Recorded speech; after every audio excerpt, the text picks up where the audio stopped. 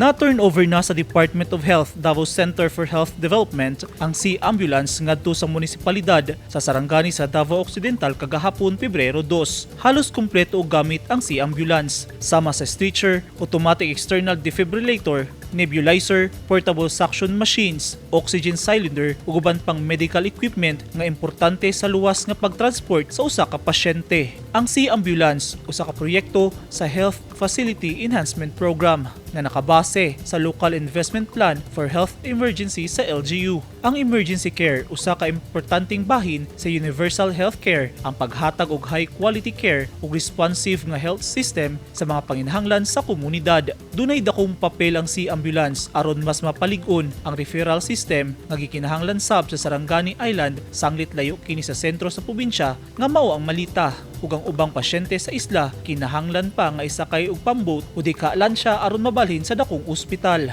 Gipangunahan ni DOH-11 Regional Director Annabel Yumang ang turnover ceremony sa C-Ambulance. Personal nga gitambungan ni Municipal Mayor Adilan de Arce. Sumala ni Yumang, kini ang pinakaunang fully equipped nga C-Ambulance sa tibok Davao Region. Tumong niini nga masigurong paspas ug luwas ang pagbiyahe sa mga pasyenteng nanginahanglan. Eugene Hinutan, Newsline Philippines, Davao Region. Stay safe.